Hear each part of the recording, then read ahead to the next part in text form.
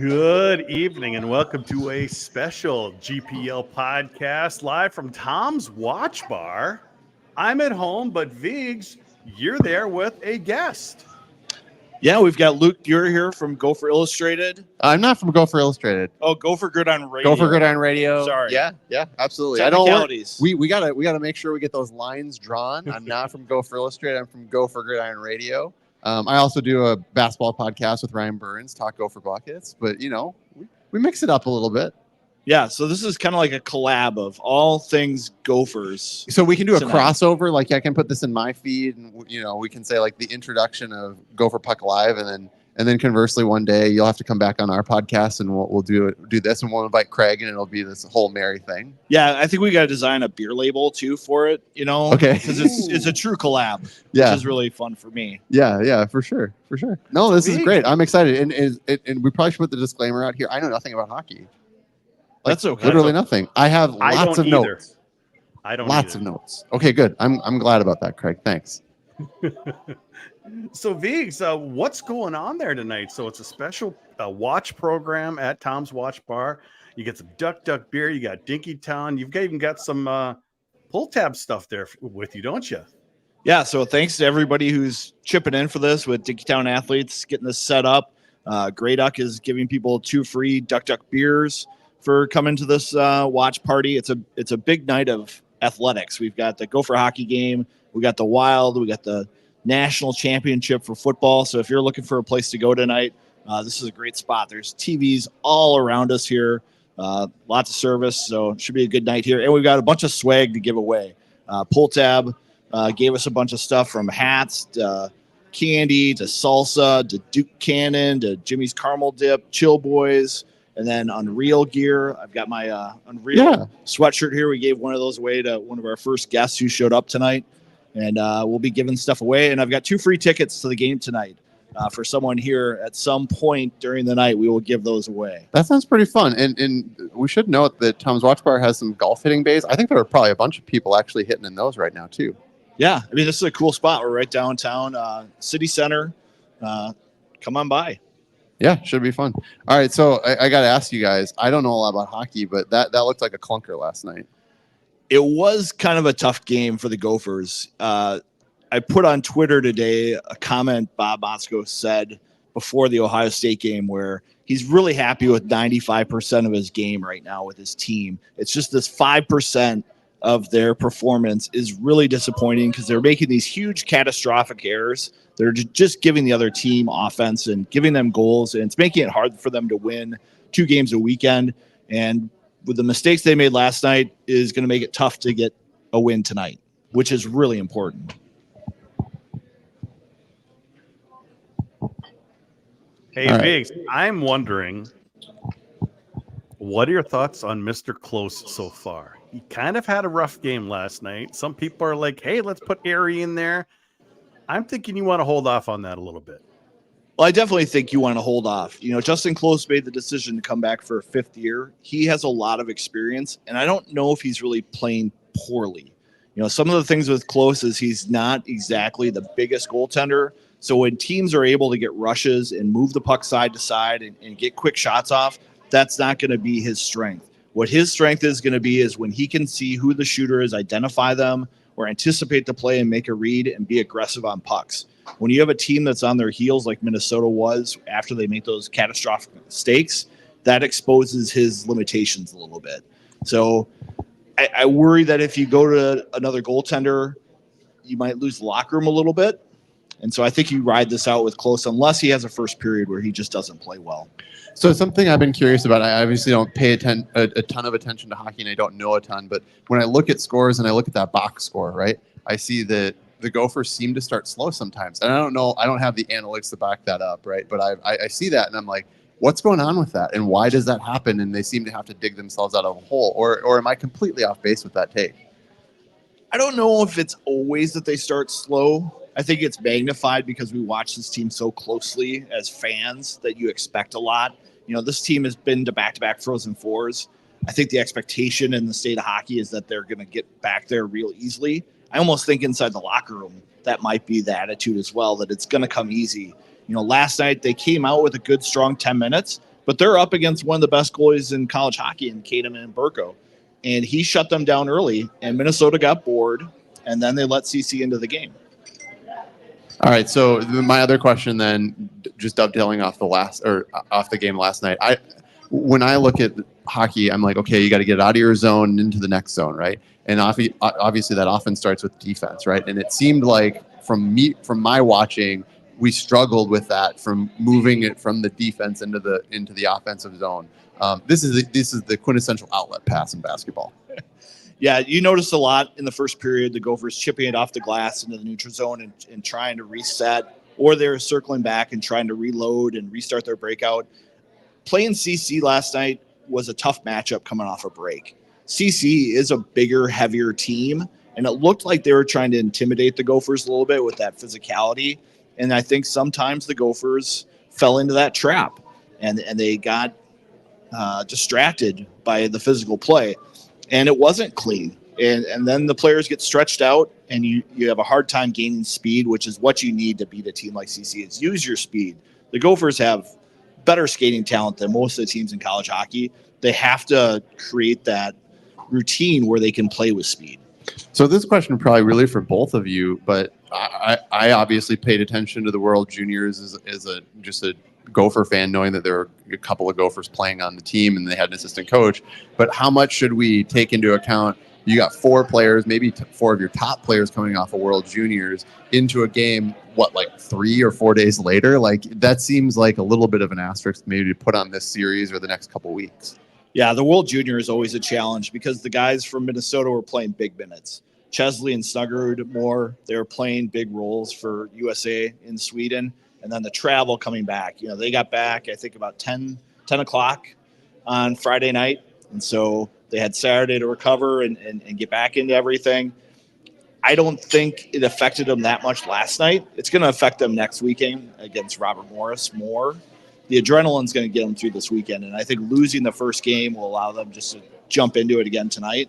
And then they'll have to go through the recovery. I mean, Jimmy Snuggerud, 2 goals last night. Yeah. He looked just fine. Yeah, absolutely. What about your perspective, Craig? Like, what do you think? How do you take into account that whole World Juniors thing, especially over the next few weeks? Well, I believe that actually Snuggerud said he got back midnight on Saturday and basically slept most of Sunday until it was game time. So he scored 2 goals, and I think it's similar to what Vigo said. They're on adrenaline, but Vigs usually, Motzko lets them play as much during games, but he lets them get breaks during practice. He works them a lot less, during the week to kind of help them recover, doesn't he? Yeah, I think those guys will get Tuesday, maybe even Wednesday off from practice, and he will basically lock them out of the rink and say, don't come in. And that's probably going to be really frustrating for Jimmy Snuggerud because he's going to want to come in and get his 200 shots that he takes. Okay. But it's something they need to do, and they have to protect the players from themselves. And, University of Minnesota, they've got all these resources. Cal Dietz, the strength and conditioning guy, he monitors these guys with lots of metrics to see how they're recovering. So they'll get back on track eventually. Minnesota's lucky to have a lot of experience dealing with this. All right. Vigs, I've got a question for Vigs here. Just one lineup change tonight. Pinanimi is out. Strobel is in. How much do you think that affects the game tonight? Well, I think against a heavy team like CC, having Strobel in the lineup should be a huge plus. I think sometimes that line has struggled to string shifts together and play consistently. I know in the post game last night, someone was asking Motzko about, John Middlestat coming through with a goal. He's like, yeah, but that line was -2 before that.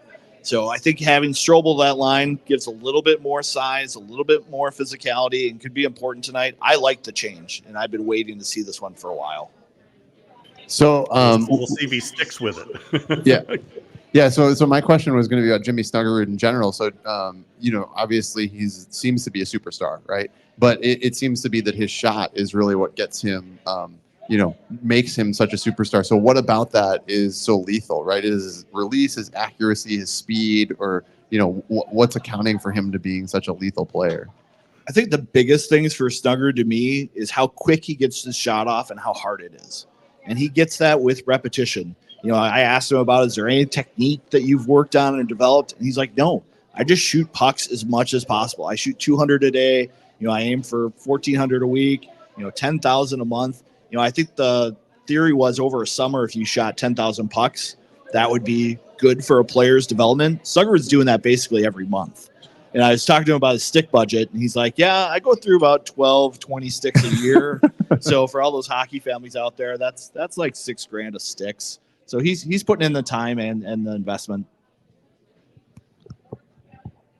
I don't really have any questions about the game tonight, so I'm going to just turn it over to Craig, honestly. If there's got to be more stuff you guys want to talk about. All I know is Colorado College is in Colorado. They're ranked number 20 in the country. That's all I got. Yeah, I think the one thing about CC is they did beat North Dakota 2 games in a row, who was the number 1 team when they played. CC's better than I think some people were thinking, and it's a tough test. The NCHC is pretty deep, and it's an important weekend for Minnesota to respond. Definitely an important weekend, and I actually think the next weekend's more important pairwise when it comes to the rankings. V's, they lose anything next weekend, they're in big trouble. Let's do one thing. Let's give something away, Vigs. Yeah, let's give some away. If anybody here has a question for the podcast, they can come up and they can pick something off the table. We've got all kinds of hats, candy, salsa, Jimmy's caramel. I'm voting for Kim Hansen. Oh.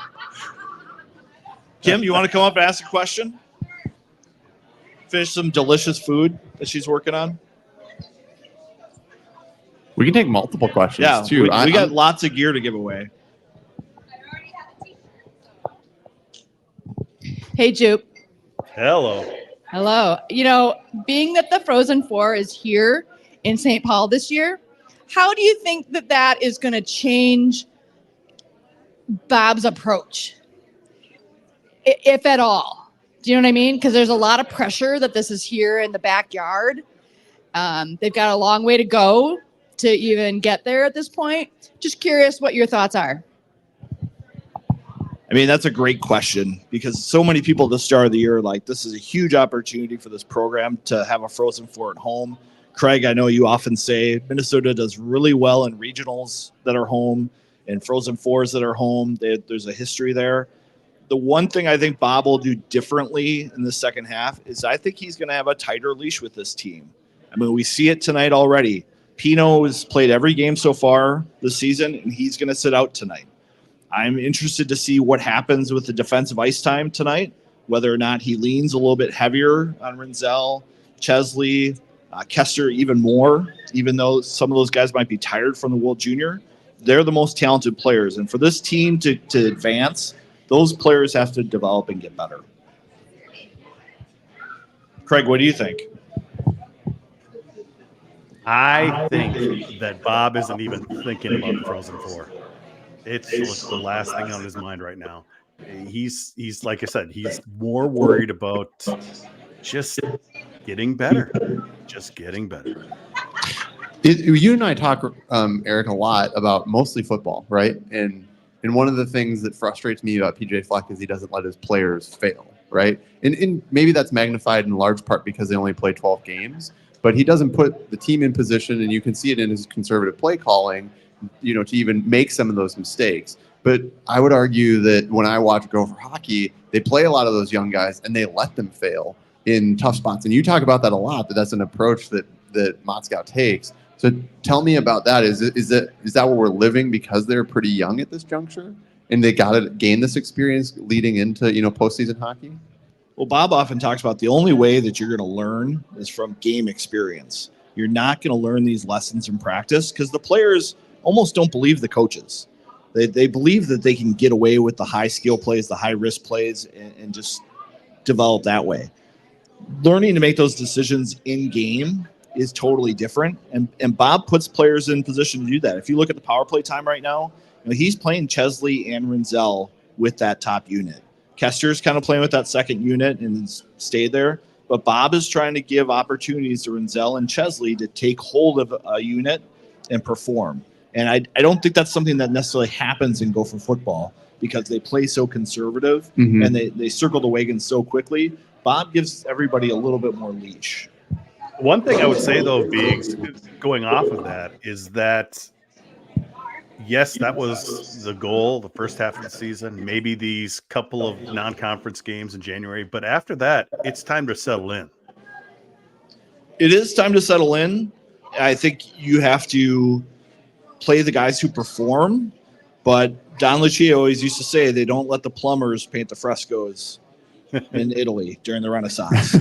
You need the artisans to do that. You need the talent.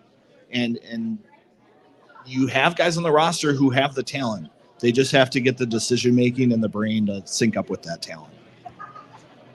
All right, so one thing that stuck out to me from the box score and from watching the game is that the Gophers are outscored on special teams, which ended up being the difference maker in the final score.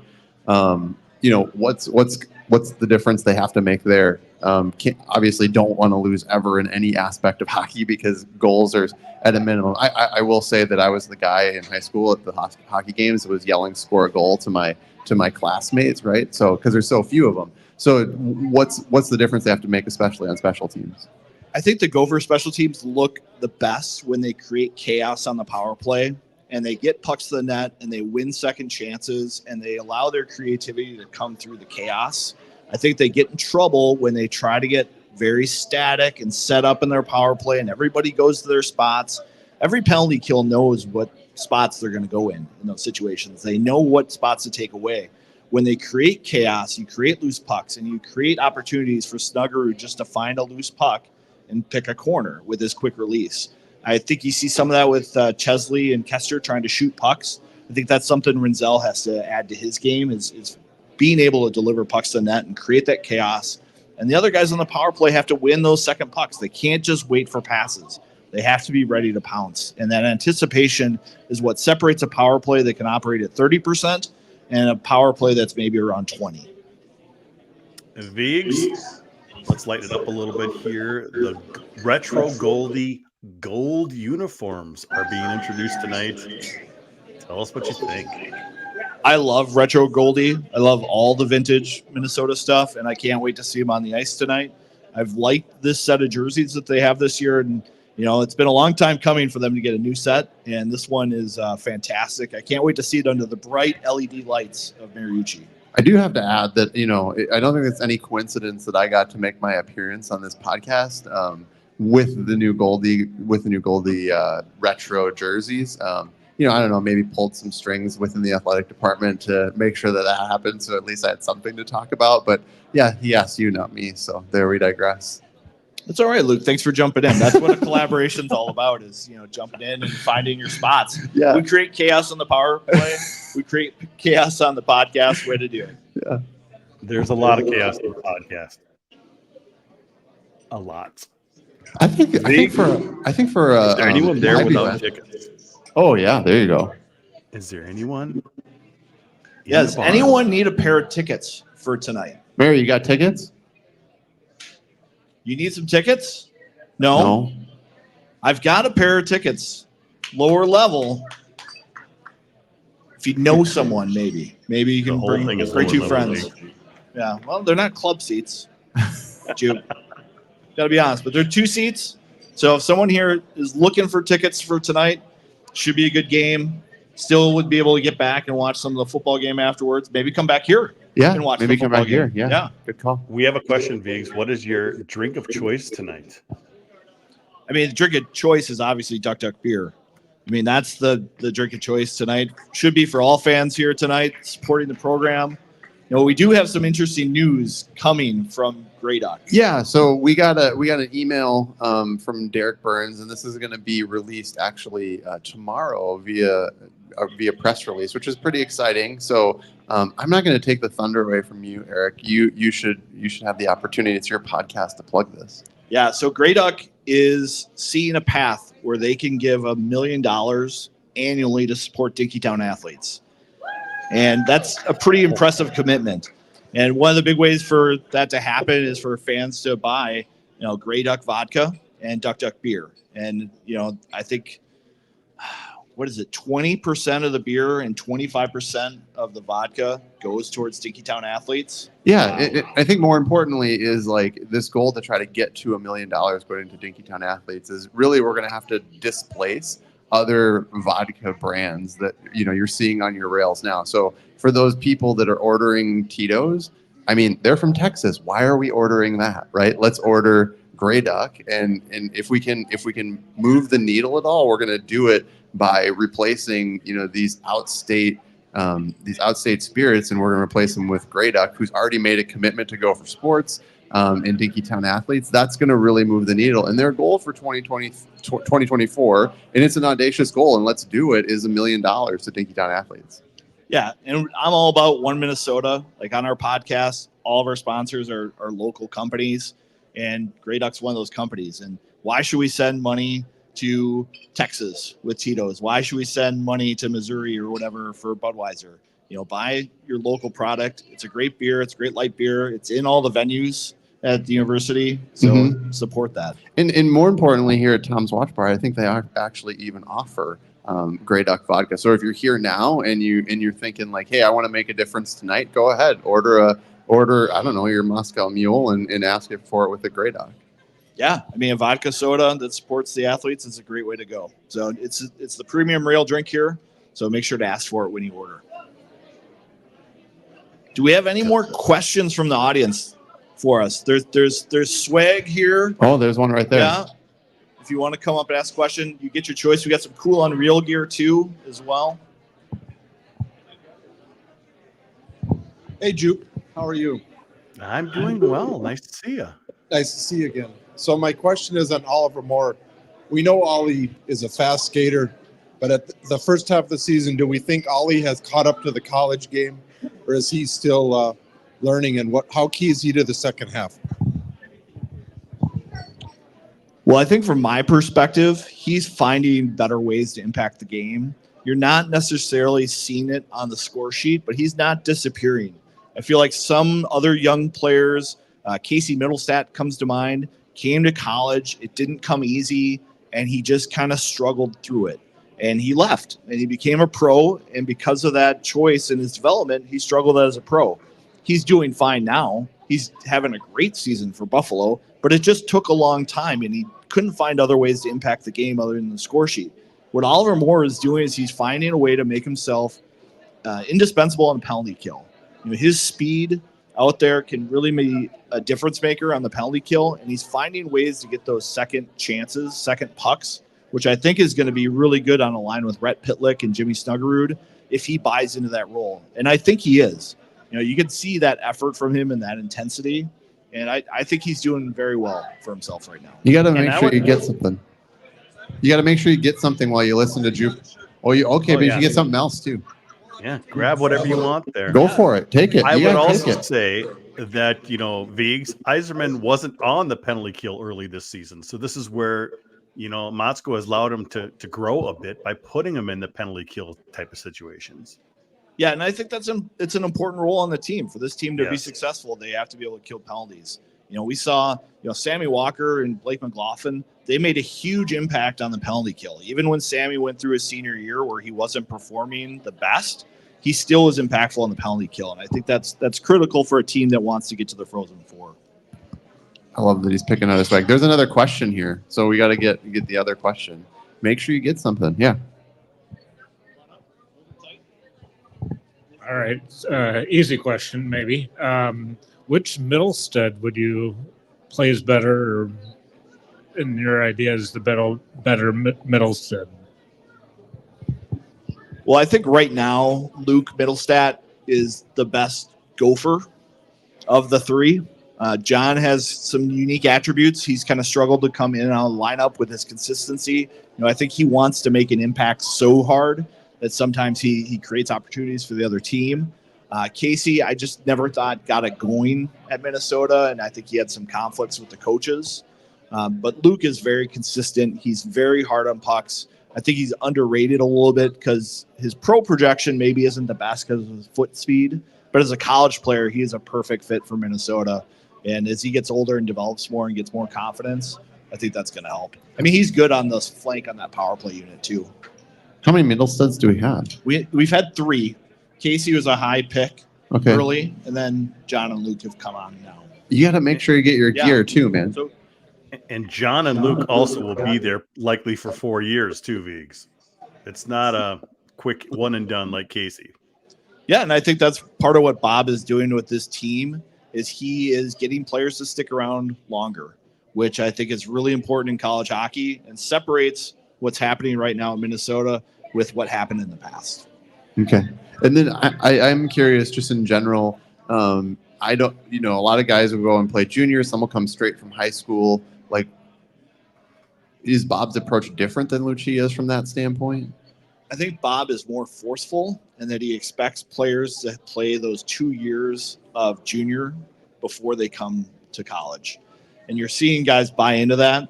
They'll go play 2 years with the development team program, or they'll go play 2 years of the USHL or NAHL or BCHL, wherever they come from. And so their roster is older. And if it's not older, it's more experience. And I definitely think you're going to see a trend with goalies where Bob is looking for guys who play 2,000 minutes of junior hockey before they get to college. Because goalie is one of the hardest positions to evaluate. You can see all the technical stuff that you want, but until you see that physical and mental mesh together in adversity, you don't really know what you have. By the way, the Don was in the building last night to see both of his former teams. Ooh, I wonder if we'll see him again. He is so much more relaxed now that he's not the head coach of Minnesota. And if you do see him, you should say hi. I think Don needs some friends. Also in the house. Maybe not as friendly. I'll have to have my head on a swivel tonight. A lot of alumni were in the building yesterday as well, just taking advantage of the easier tickets to get. So there was quite a few familiar faces all over the arena yesterday. What time are you going to get to the rink? I don't know. We should probably start wrapping things up. Okay. Do we have any more questions for Swag in the audience? Oh, we got one right here. Oh, yeah. First one here. Do you think they'll start dressing extra forward to try and figure out that fourth line a little bit and give more time to Chesley, Rinzel, and the rest of the D? I've often heard Bob say that he still prefers to dress 7D because it's easier to work those D in. And if you have an injury or a game misconduct penalty to one of those D, you still want to have 6. With the forwards, because of all the special teams time, it's hard to mix in that 13th forward because you already have the minutes divided up. So I think you probably still will just see that 7D and 12 forwards. So, we want to hit anything else? I mean, we've talked some good Gopher hockey. I mean, you're also the foremost expert on Gopher athletics. So, any good nuggets?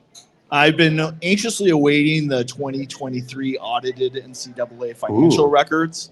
It's interesting to see where we're at with finances at the U. It's a big transition year for the Big Ten, getting their new TV deal, which kicks in next year. The university still has quite a bit of debt from the Athletes Village and now the Mariucci upgrades that they're doing. So there's some issues there that they have to address, but you're going to start to see more investment, I think, in coaches and all the programs. Minnesota cut some sports, and part of the reason they did that is so they could put more money into these revenue-producing sports to support the whole program long-term. Mm-hmm. So I think you're going to see increased coaching salaries. We already saw Bob get his extension with more money. I think you're going to see that transition to assistant coaches and just further investment in the program. The paying athletes money out of the Alston case, that's something the university is already doing. So that's a $2 to $3 million check that goes to the athletes if they do some financial classes and other things that they have to do to get that money. I think you're going to see more of that stuff. Looks like we got another question. I mean, I have a statement that Carl Fish rules, and I'm really glad that he signed with Dinkytown Athletes. And then also, do you think that any of the second round of additions will be like drink rails and stuff? Like, I need a place to set my Duck Duck beer at Mariucci. Have you any insight on the second round of revisions? That's a good question. A good one, Biggs. That is definitely a big, pick yourself out some swag here if you want.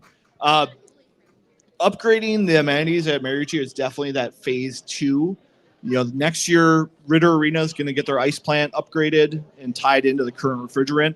And then the phase after that is to upgrade some of the seating, some of the club section stuff, and some of the vendors in the concourse. So I definitely think that's something they're looking to do. I don't know if Grey Duck vodka is going to be served at the venues yet, but I'm sure it's something they'll pursue. Because I know, one of the things that works in athletics is selling premium seats and premium experiences. When you look at ticket sales, club rooms and suites are usually sold out. And it's the other seats that are difficult sometimes because people go to those places for the experience. You know, wins and losses are up and down, but the experience is key. So that's where they're going to invest. All right. Thanks. One quick question we have here, Viggs. Brad Page wants to know, worried about 4 games in 7 days? Well, it's definitely a concern with guys coming back from World Junior about how it's going to work out. They do lean pretty heavy on their top players right now, on power play and penalty kill. So it's going to be a concern. And Robert Morris has not been the best team this season, but they've been a little bit better as of late. So it's a game where they have to keep their focus. On our podcast last week, we had Eric Shearhorn calling this series a get-right weekend. I think there was a little bit of overlook going into this series. So maybe that's a good thing that they lost that first game, because if they can win tonight and then sweep Robert Morris, they put themselves in good shape going into the conference again. Knowing the What's your Minnesota. prediction, man? Oh, yeah. Well, I think they're going to win tonight. I think we're going to see probably like a 4-1 or 4-2 game. I think the power play gets a goal tonight, and I think Close plays well. I think it's reasonable to think the Gophers win 6-0. You know, that's just my real insider take. Like 6-0 for sure. I've always got the Dauber down. Our guests come on. Yeah, our collab hosts come on, and everybody expects the 6-0 game. Yeah, 6-0. I mean, especially after that game, and Snuggerud's just going to have a hat trick for sure. We'll see. Wow. I'm not Do we quite have that another optimistic. question, It's going to be hard work. More questions? Go. Oh, yeah. So just real quick, would you guys want to discuss when we should start really watching the pairwise rankings? Now. Yes, now is the time. Usually what I see in pairwise is the conferences are locked in about now. Non-conference games are essentially over after next weekend for most schools. You know, the independents obviously will still be playing non-conference games, but the top 3 Big Ten teams are probably going to be the 3 teams that get bids. And you're going to fight within the standings for those spots, but there's going to be 3 Big Ten teams in that top 13. So pairwise is important, but I think it's more so for the conferences. You're going to see how many teams from each conference get in, and that could flip-flop. But pairwise is essential right now at this time of year. Is this like the equivalent of net rating in college basketball? Except that they actually use this to determine the field. It's all math. Okay. Well, so there's no debate. There's no FSU doesn't get into the playoff because some committee said they didn't want them in there. So this actually is like there's no committee. It's just pairwise rankings. Correct. Oh, so they just go There by the is a pairwise. committee that they use for matchups, but the teams are predetermined. Oh, okay. So yeah, so like this would be like if the NCAA tournament got rid of their committee and just said, well, just the matchups, right? It's like we're just going to put it by region, but based on the automatic bids, because there's automatic bids in the NCAA tournament too, right? Yep. So if you win your conference tournament, you get the auto bid. Yep. Okay. Yeah. Okay. This makes sense. I've always wondered, and I haven't Googled. And you know, in the day of generative AI, the fact that I didn't figure this out yet is really shame on me. Well, we often do have the college hockey Google equivalents on our podcast. Oh, okay. Got it. So we can answer a lot of these questions. All right. Cool. But Minnesota is the Alabama of college hockey. I'm aware. Would not just get in over like a 13-0 Penn State team or something like that. You know, they're going to have to get in. Correct. Well, Viggs, we should probably wrap this up here. You'll stay there for a little bit, maybe give away a little bit more swag, aren't you? Yeah, if anybody's here and wants some swag, I've got some salsa, some caramel dip, some Duke Cannon, Chill Boys, a couple more shirts and stuff. So come on up and say hi, and we'll talk after.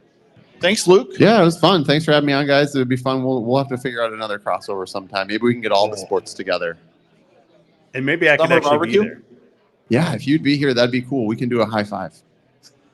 That'd be great. All right. Thanks, guys. We'll see everybody at the rink tonight.